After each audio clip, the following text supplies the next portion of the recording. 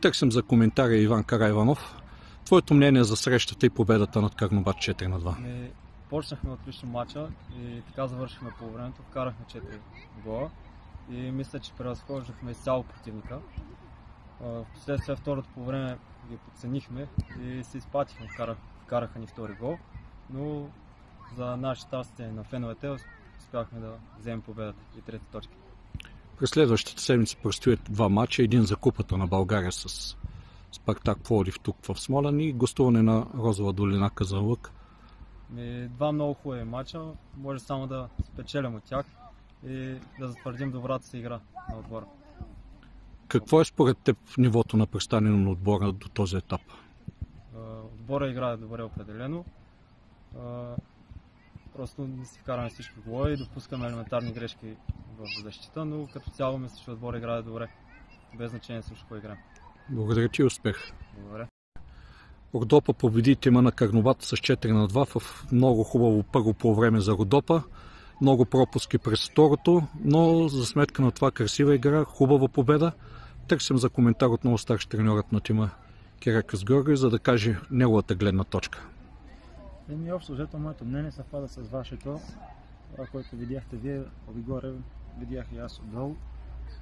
Наистина първото по време влязохме много динамично в матча, много сериозно, много отговорно. Вкарахме 4 гола, вкараха ни гол от Дуспа, сега може да е спорна, не знам. Футболистите долу казаха, че не го е докоснал, няма значение. Можехме да вкараме още голове, пропиляваме пак отново доста положение с лека ръка.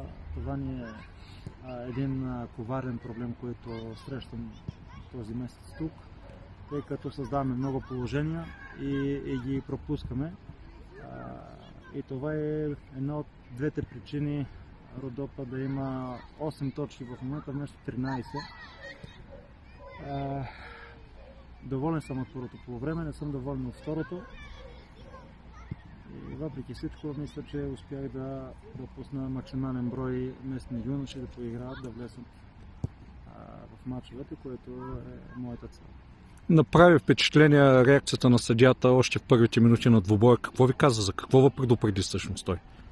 Той иска да ме респектира. Опита се с висок тон и с показване на голямо самочувствие. Все пак е съдия от високо ниво. Познаваме се от много отдавна, още като водех U17 в Локомотив Пловдив, познавам го много добре. И в елитните, и в Б група го познавам. Опита се да ме респектира с висок тон и показване на самочувствие.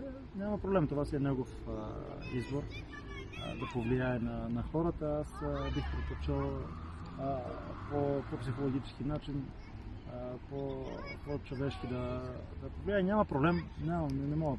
Знаете, след победа няма какво да казваме за съдиите, всичко мина добре. Гледам футбол, искам да гледам матча. Искам да гледам футболистите ми да играят както първото по време, динамично, бързо, с много нападения, много нападателни акции и много ситуации. И да вкарам се повече юноши, местни, наши юноши от школата да играят в първия отбор. Предстои тежка програма по Родопа, матч за Купата на България в сряда, след това гостуване на Розова долина Казанлък. Да, то е страхотно. Кой треньор и кой футболист не иска да играе сряда, събота, да играе квадрати и игра, където има на дума, да се възстановява и да играе само мачове. За това живеят футболистите, да играят мачове. Това им е тръпката, това им е удоволствие, особено в нашата лига, където са така аматьори. Имаме септември месец 7 мача, чудесно. Дай Боже да ги направим и 8. Благодаря ви, успех! Благодаря.